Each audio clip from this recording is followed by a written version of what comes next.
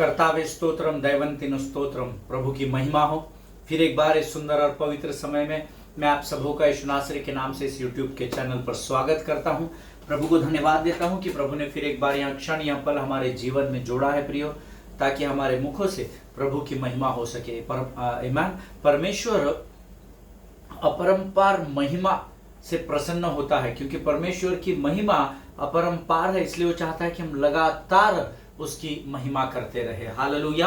लेकिन अक्सर हम अपने जीवन के कामों में, हम अपने संसार की ज़रूरतों को पूर्ण करने में, अपने शरीर की बातों को पूर्ण करने में, उसे संभालने में इतने व्यस्त हो जाते हैं कि हम प्रभु के वायदे को और परमेश्वर की आज्ञाओं को भूल बैठते हैं। आमीन। मेरा विश्वास है हमारा यहाँ दिन प्रतिदिन आना और जितने लोग रोज इन वचनों को सुनते हैं उनके लिए भी परमेश्वर ने समय तय कर दिया होगा कि आप रोज यहाँ पर आकर प्रभु की वाणी को सुन सके। आमीन। पिछले 2 वर्षों से 2.5 वर्षों का 2 से 2.5 वर्ष हो गए हैं, हम लोग यहाँ पर रोज आते हैं, रोज वचनों को प्रचार करते हैं। लोग मुझे पूछते हैं कि कैसे संभव हो पाता है, कैसे आपको इतना टाइम मिल जाता है। जब हम परमेश्वर को प्रार्थना करते हैं कि प्रभु हम तुझे अपने आप को समर्पित करते हैं, जैसा तू चाहे वैसा तू इस मिट्टी को आकार दे, परमेश्वर हमारे लिए स्वयं मार्गों को तैयार करता है। आमीन। नहीं पास्टर साहब, हम भी बोलते हैं प्रभु को हम तेरी सेवा करना चाहते हैं, लेकिन हमारे को तो टाइम नहीं मिल पाता। इसलिए नहीं मिल पा रहा है क्योंकि हमारा ज़्यादा ध्यान उस पर्वत पर नहीं है जहां परमेश्वर विराजमान है, पर हमारा ज़्यादा ध्यान संसार में है, क्योंकि हमको अपने जीवन की ज़रूरतों को पूर्ण करना है। आमीन। लेकिन जब आप परमेश्वर का आदर करते हैं, परमेश्वर आपका वापस आदर करता है प्रियो। हालेलुया। मैं यहोवा का धन्यवाद देता हूं कि उसने मेरे लिए मार्गों को खोला कि मैं दिन प्रतिदिन यहाँ पर आकर वचनों की सेवकाई आपके मध्य में कर सकूं। रोज प्रभु हमें ताज़ा मन्ना देता है। आप जानते हैं क्यों? क्योंकि हम रोज उससे मांगते हैं। हालेलुया। और भजन मत्ती रचित सुसमाचार उसका 7वां अध्याय उसका 7वां वचन कहता है, मांगो तो तुम्हें दिया जाएगा। हालेलुया। आज आप सब एक बार फिर यहाँ प्रभु से कुछ प्राप्त करने आए हैं, ऐसा मेरा विश्वास है, और आप खाली हाथ नहीं लौटेंगे, ये मेरा आपसे वायदा है। आमीन। रोज हम पवित्र शास्त्र पढ़कर इस वचन की शुरुआत करते हैं। मैं आपको बताना चाहता हूँ, कल का जो हमने सरमन रिकॉर्ड किया था, मुझे कुछ पासबानों के फ़ोन आए थे, कुछ लीडर्स के फ़ोन आए थे। वे सारे मेरे जानने पहचानने वाले हैं, प्रभु के अच्छे सेवक हैं, और कई लोगों ने कल मुझसे कहा कि परमेश्वर ने वचनों के द्वारा उनसे बातचीत की है। हालेलुया।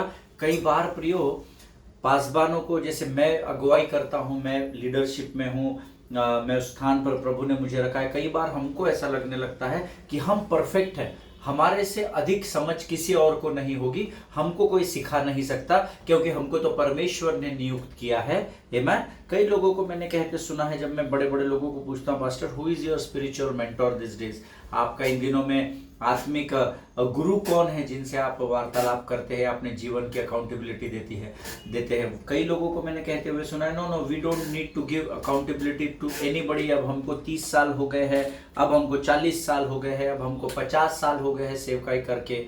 तो अगर आप जो मुझे इस समय सुन रहे हैं, अगर आप उस कैटेगरी में जाते हैं, आप अगर उस भाग में अपने आप को देखते हैं इतने वर्षों की सेवकाई में, तो मैं आपको बताना चाहता हूँ, मूसा इस पृथ्वी पर 120 वर्ष जिया, और जितने वर्ष वो इस पृथ्वी पर था वो अपने पिता से मार्गदर्शन लेता था। हालेलुया। उसके आत्मिक पिता, उसके स्वर्गीय पिता यहोवा से सीधे कांटेक्ट में था। आमीन। यहोशू, जब तक मूसा जीवित रहा, यहोशू ने अपने गुरु की, आपने अपने अगुवे की सुनी, उसकी आज्ञाओं का पालन किया। हालेलुया। हम सबों को परमेश्वर की ज़रूरत है, हम सबों को स्पिरिचुअल मेंटोर्स की ज़रूरत है, और मैं यहोवा को धन्यवाद देता और विश्वास करता हूं कि ज़रूर परमेश्वर ने कल जो वचन आपको आपने सुना या आपने देखा होगा, परमेश्वर ने बहुत सारे लोगों से बातचीत की होगी। मैन मुझे कई पासवानों के लीडर्स के फ़ोन आए और उन्होंने कहा, पास्टर धन्यवाद देते हैं हम, ब्रदर हम आपको धन्यवाद देते हैं, क्योंकि कल की वाणी के द्वारा परमेश्वर ने सीधे उनके आत्माओं को भेद कर रख दिया। हालेलुया। मनुष्य को प्रसन्न करने से अच्छा है हम यहोवा को प्रसन्न करें। आमीन। और आप सब जो दिन प्रतिदिन यहाँ पर आते हैं, मेरा ऐसा विश्वास है आप वो जाति है जो परमेश्वर को प्रसन्न करने में लगी हुई है। हालेलुया। आज आप फिर एक बार इन वचनों को सुनने के लिए तैयार हैं और मैं बैठने के लिए तैयार हूँ, इसलिए मैं यहोवा का धन्यवाद देता हूँ। ये समय है जब हम पवित्र शास्त्र निकालेंगे और कुछ वचनों को पढ़कर फिर हम अपने अध्ययन के भाग में जाएंगे। आमीन। सो आज हमने पढ़ने के लिए जो वचन चुना है वो पाया जाता है भजन संहिता 147 उसके 3 से लेकर, तो हम 11 वचनों तक पढ़ेंगे। 3 से लेकर 11 वचनों को हम पढ़ेंगे और हम सब मिलकर एक मन एक चित्त होकर पढ़ेंगे। Let us read it together. मैं चाहता हूं कि आप आपके पवित्र शास्त्र निकाल ले और इन वचनों को पढ़े। भजन संहिता 147 उसका 3 वचन कहता है, वह खेदित मन वालों को चंगा करता और उनके शोक पर मरहम पट्टी बांधता है। वह तारों को गिनता और उनमें से एक एक का नाम रखता है। हमारा प्रभु महान और अति सामर्थी है, उसकी बुद्धि अपरंपार है। यहोवा नम्र लोगों को संभालता है और दुष्टों को भूमि पर गिरा देता है। धन्यवाद करते हुए यहोवा का गीत गाओ, वीणा बजाते हुए हमारे परमेश्वर का भजन गाओ। वह आकाश को मेघों से छा देता है और पृथ्वी के लिए मेह की तैयारी करता है और पहाड़ों पर घास उगाता है। वह पशुओं को और कौवों के बच्चों को जो पुकारते हैं आहार देता है। न तो वह घोड़ों के बल को चाहता है और न पुरुषों के पैरों से प्रसन्न होता है। यहोवा अपने डरवैयों ही से प्रसन्न होता है, अर्थात उनसे जो उसकी करुणा की आशा लगाए रहते हैं। हालेलुया। बहुत ही अद्भुत वचन है भजन संहिता 147 के।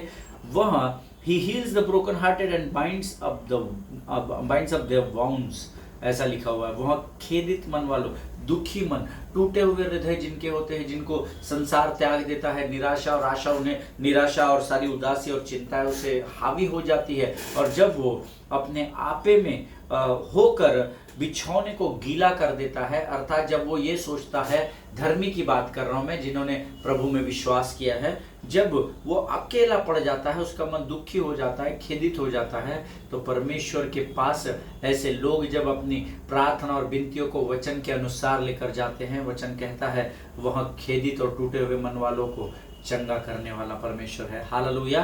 वो केवल चंगा ही नहीं करता है और उनके शोक पर, आपके दुखों पर वो मरहम पट्टी भी बांधता है। हालेलुया।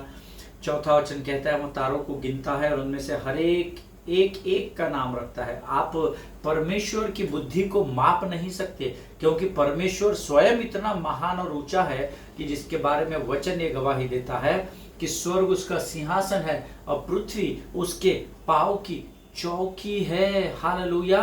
तो इतने महान और ऊंचे परमेश्वर की बुद्धि को भला मनुष्य क्या माप सकता है। वो इतना बुद्धि का अगम्य है कि उसने अब्राहम से कहा कि अपने सिर को तू आकाश के तारांगणों की ओर उठा और इसे गिन। क्या अब्राहम उसको गिन सका? क्या नहीं गिन सका। परमेश्वर ने कहा कि इनके समान मैं तेरे वंश को बढ़ा दूंगा। लेकिन अब्राहम बहुत बुद्धिमान था, सुलेमान बहुत बुद्धिमान था, लेकिन स्मरण रखिएगा परमेश्वर सर्वाधिक, सर्वव्यापी, सर्वज्ञानी और सर्वबुद्धिमान परमेश्वर है। हालेलुया। वो इतना बुद्धिमान है कि उसके बारे में इतिहास और पवित्र शास्त्र गवाही देता है कि वो एक एक तारों को गिन सकता है। हालेलुया। आप ट्राई करके देखिए, आपके जीवन में जिस भी सबसे जीनियस आदमी को आप मिले होंगे उसको ट्राई करने को बोलिए, तारागणों को गिनने को। आप देश के प्रधानमंत्री जी को बोलिए, आप होम मिनिस्टर को बोलिए, आप डिफेंस मिनिस्टर को बोलिए, कोई भी इस पृथ्वी पर तारों को गिन नहीं सकता है। लेकिन मेरा यीशु नासरी वो महान परमेश्वर है जिसका प्रमाण वो देता है कि वह तारों को गिनता है और उनमें से एक एक का नाम रखता है। एक एक का नाम आदमी तभी रख सकता है जो वो इनको गिन सकता है। हालेलुया। आगे वचन कहता है, हमारा प्रभु महान और अति सामर्थी है, उसकी बुद्धि अपरंपार है, ऐसा वचन कहता है। हालेलुया। यीशु नासरी के बुद्धि के का कंपैरिजन दुनिया में किसी का भी नहीं हो सकता है प्रियो। आमीन। आगे वचन कहता है, यहोवा The Lord lifts up the humble, he casts the wicked to the ground. Amen. यहोवा नम्र लोगों को संभालता है और दुष्टों को भूमि पर गिरा देता है। मैं आपको नहीं जानता हूं, मैं आपको नहीं पहचानता, मुझे नहीं पता कि कौन वचनों को सुनता है, कौन वचनों को देखता है, लेकिन आप कौन से कैटेगरी में आते हैं वो आप खुद डिसाइड करिएगा। यहाँ 6वां वचन 2 लोगों के बारे में बताया। The lord lifts up the humble, वो यहोवा नम्र लोगों को संभालता है। He cast the wicked to the ground, और दुष्टों को भूमि पर गिरा देता है। आमीन। जिनके सुनने के कान हो वो सुन ले कि प्रभु का आत्मा मंडली को क्या कहना चाहता है। आमीन। आप कौन सी कैटेगरी में आते हैं वो आप खुद डिसाइड कीजिएगा, क्योंकि अगर आप नम्र हैं प्रभु आपको जरूर संभालेगा। हालेलुया। धन्यवाद करते हुए यहोवा का गीत गाओ, वीणा बजाते हुए हमारे परमेश्वर का भजन गाओ। आमीन।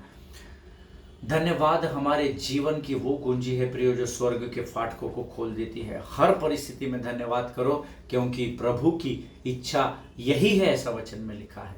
आमीन। So keep thanking the lord in every situation of your life. 8वां वचन कहता है, वह आकाश को मेघों से छा देता है, पृथ्वी के लिए मेह की तैयारी करता है और पहाड़ों पर घास उगाता है। आमीन। आज पृथ्वी में जो हम अनाज खाते हैं, जो हम हरियाली देखते हैं, जो हम ठंडी हवाओं का आनंद उठाते हैं, ये सब परमेश्वर की करुणा का एक भाग है जो उसने पृथ्वी में आपके और मेरे लिए दिया हुआ है। आमीन।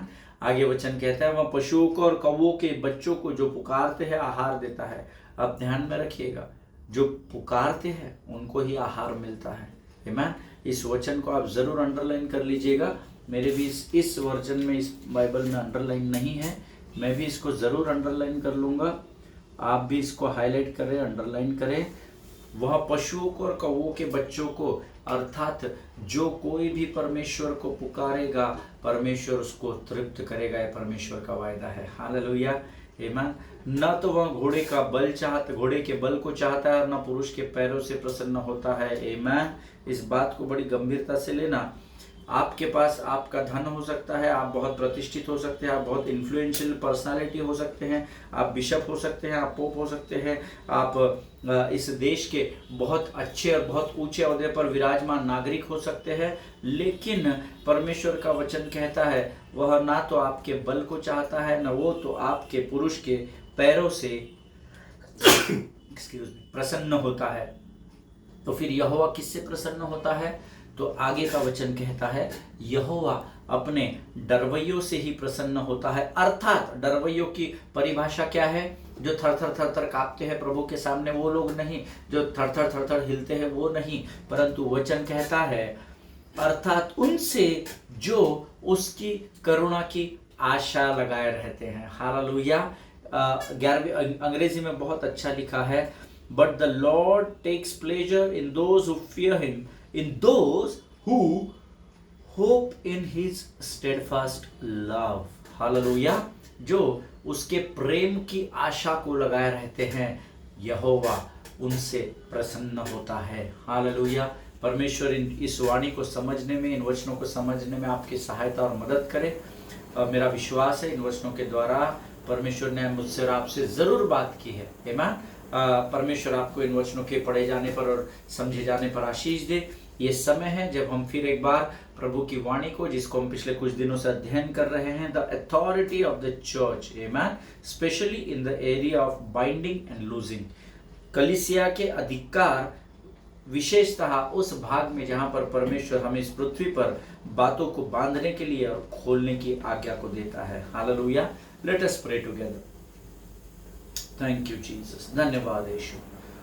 योग्यता से बढ़ के दिया है अपनी दया से तूने मुझे, मांगने से ज्यादा मिला मुझे, आभारी हूँ प्रभु मैं।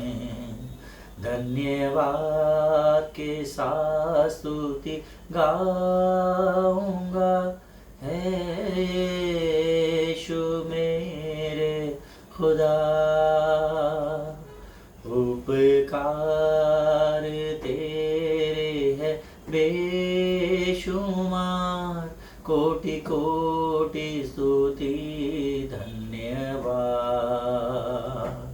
धन्यवाद के साथ स्तुति गाऊंगा, है यीशु मेरे खुदा। उपकार तेरे है बेशुमार, कोटि कोटि स्तुति धन्यवाद। कोटि कोटि स्तुति धन्यवाद। कोटि स्तुति। धन्यवाद, धन्यवाद और धन्यवाद और धन्यवाद और धन्यवाद देते हैं राजा। धन्यवाद के बलिदान को देने के अलावा हमारे पास कुछ नहीं प्रभु, जो हम अपना अधिकार समझकर तुझे दे सके प्रभु जी। जो कुछ भी आशीष है सब कुछ तेरी है राजा। आज के सुंदर और पवित्र दिन में हम अपने शरीर, प्राण, आत्मा और बुद्धि को तुझे समर्पित करते हैं राजा। प्रभु वचनों के द्वारा हमें तैयार कर राजा, ताकि हमारे मुख से तेरी वाणी हमेशा आशीष बनकर तैयार होती रहे राजा। इन वचनों को समझने के लिए लगने वाली स्वर्गीय बुद्धि और ज्ञान से भरकर तैयार कर। अपने आप को यीशु मसीह के लहू में डुबोते हैं प्रभु जी। शत्रु के हर एक युक्ति योजनाओं को यीशु के नाम से अपने जीवन से खदेड़ते हैं राजा। प्रार्थना को स्वीकार किया, ऐसा विश्वास करते हैं। इस विनती को धन्यवाद के साथ यीशु नासरी के नाम से मांगते हैं। सुन और बड़ी दया से ग्रहण कर, आमीन। हालेलुया। प्रभु भला है और उसकी करुणा सदा सदा की है।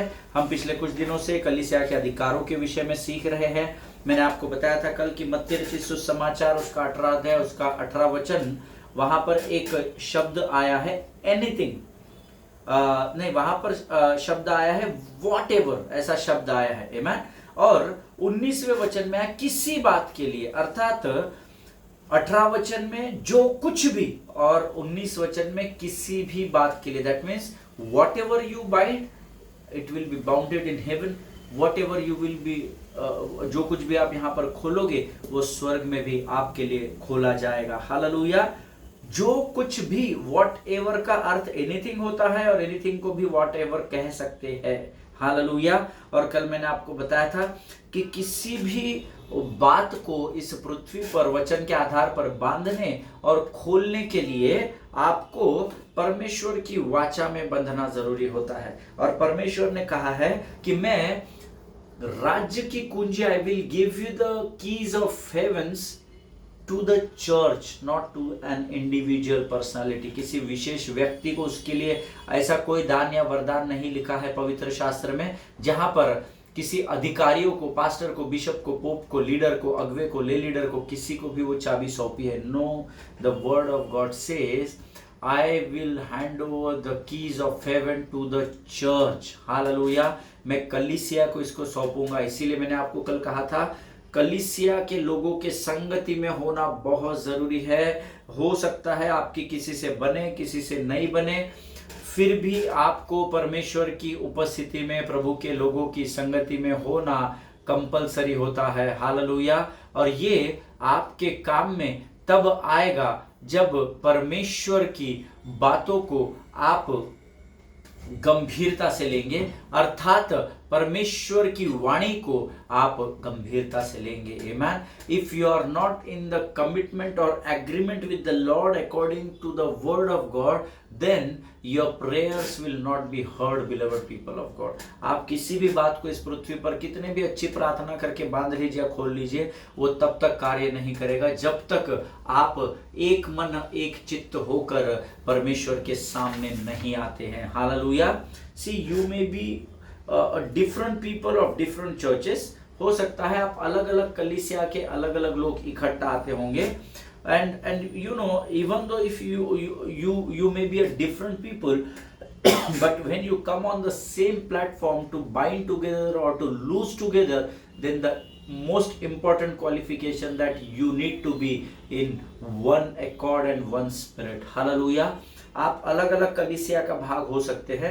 आप अलग कलीसिया में जाते हैं, मैं अलग कलीसिया में जाता हूँ, और दो भाई है और दो बहन है, हम शायद 6 लोग अलग कलीसिया में जाते हो। लेकिन जब हम इकट्ठा होते हैं, नंबर 1, सबसे पहले हमको अपना आपसी मनमुटाव त्यागना होता है। Number 2, we need to come in agreement.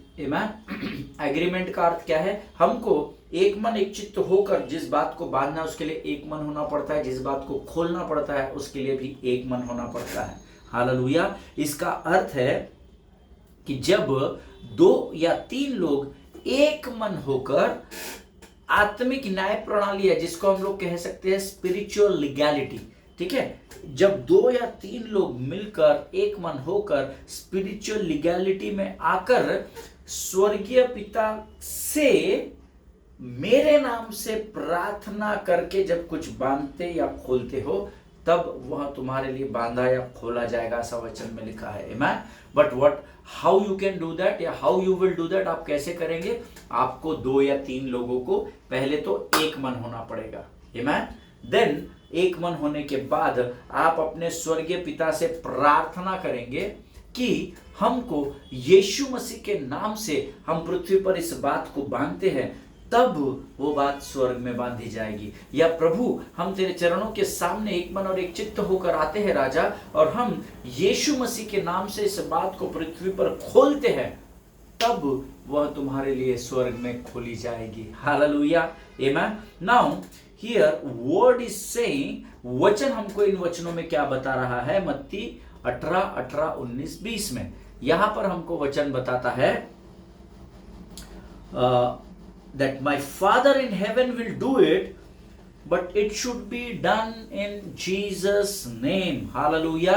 Always remember, जब 2 या 3 लोग एक मन एक चित्त होकर तुम इकट्ठा होंगे और मेरे वचन के आधार पर स्पिरिचुअल लीगैलिटी को मेरे स्वर्गीय पिता के सामने मेरे नाम से अर्थात यीशु के नाम से जब आप मांगोगे, तब वो बंधेगा और तब वो खोला जाएगा। Hallelujah. This is very very very very important, you have to understand this. अब प्रश्न ये है कि यीशु के नाम से ही क्यों बांधना है, यीशु के नाम से ही क्यों खोलना है? Very very important question. साधारण उत्तर यह है क्योंकि यीशु परमेश्वर का पुत्र है। ठीक है, आप एब्सोल्युटली करेक्ट, क्योंकि मैंने भी प्रभु से यही कहा था, तो मेरा ऐसा मानना है कि आपका भी उत्तर वही होना चाहिए। लेकिन मैं प्रभु से इस विषय पर पूछ रहा था, प्रभु अब्राहम के नाम से क्यों नहीं, इसहाक के नाम से क्यों नहीं, याकूब के नाम से क्यों नहीं, सुलेमान राजा जो बुद्धि और ज्ञान का सबसे धनी व्यक्ति था इस पृथ्वी पर, उसके नाम से क्यों नहीं, तेरा वो सेवक जो शाऊल का पौल हो गया या शाऊल का पौलुस बन गया, उसके नाम से क्यों नहीं? तो परमेश्वर ने मुझे बहुत सारी बातें बताई। अगर आप लाइव सरमन में होते तो मैं आपसे प्रश्न जरूर पूछता कि क्यों सिर्फ यीशु के नाम से, तो शायद जो मैं मेडिटेशन जब इस विषय पर कर रहा था तो मैं खुद ही अपने आप से इस प्रश्न को पूछ रहा था और अलग अलग उत्तर कलीसिया के तौर पर मेरे अंदर से बाहर निकल रहे थे, जिसको मैंने अपनी डायरी में लिख लिया था। कुछ लोग कहेंगे यीशु के नाम से ही क्यों प्रभु ब्रदर प्रार्थना करना चाहिए, तभी पिता सुनेगा। तो आप लोग का प्रश्न उत्तर हो सकता है क्योंकि यीशु ही मसीहा है, एब्सोल्युटली करेक्ट। आपका उत्तर हो सकता है क्योंकि वो परमेश्वर का पुत्र है, तो बिना पुत्र के कोई पिता के पास नहीं पहुंच सकता। हम बड़े धार्मिक उत्तर दे देते हैं मसीह लोग ये, लेकिन उत्तर एकदम बराबर है। नंबर 3, पास्टर क्योंकि परमेश्वर के वचन में लिखा है उसके बिना अर्थात यीशु मसीह के बिना कोई भी पिता के पास नहीं पहुंच सकता। Absolutely right, because this is also written in the word of God. And I don't know आपने और कितने उत्तर दिए रहते हैं, वो चलता गया रहता कई समय तक। मुझे ऐसा लगता है लाइव होते तो हम लोग 4-5 मिनट इस डिस्कशन में चले जाते। आमेन। और ये सब पार्शली करेक्ट आंसर्स है। आप जो भी उत्तर मेरे मन में आए वो पार्शली करेक्ट है। और but then I want to tell you one secret. Let us go to the Bible and open the book of Matthew 28:18. The Gospel of Matthew chapter 28 verse 18. मत्ती रचित सुसमाचार उसका 28 अध्याय और उसका 18 वचन। हालेलुया। जो कहता है, And Jesus came and said to them, All authority in heaven and on earth has been given to me. Hallelujah. Amen. अगर आप मेरी बात से सहमत है तो आप आमीन कहे।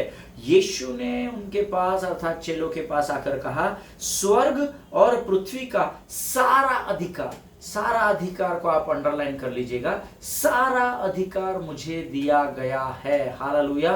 All the authority in the heaven and in the earth. Amen. पृथ्वी और स्वर्ग का सारा अधिकार परमेश्वर के पास है।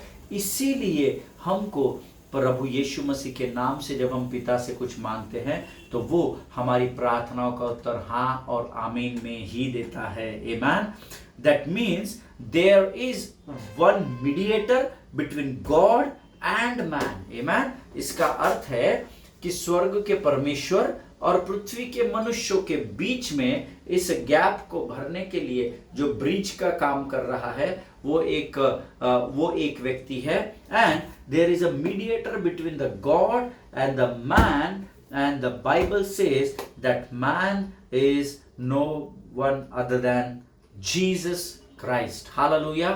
अब जब हम ये मत्ती 28:18 पढ़ते हैं, तब मैंने जो ऊपर ऑप्शंस आपको दिए थे, वो परमेश्वर का पुत्र है, उसके बिना कोई पिता, तब ये सारे वचन पूरे होने लगते हैं। हालेलुया। पृथ्वी और स्वर्ग का सारा अधिकार यीशु मसीह के पास दिया गया है। इसीलिए वचन कहता है, जब 2 या 3 लोग एक मन होकर स्पिरिचुअल लीगैलिटी में, आत्मिक न्याय प्रणाली में, जो न्याय की बातें, जो आत्मिक बातें पवित्र शास्त्र में लिखी है बांधने या खोलने के विषय में, जब उसमें 2 या 3 एक मन एक चित्त होकर एक हो जाते हैं, और तब स्वर्गीय पिता से प्रार्थना करने के द्वारा यीशु मसीह के नाम में होकर जो कुछ भी आप बांधेंगे, तब वह बांधा जाएगा और तब वह खोला जाएगा। हालेलुया, आमीन।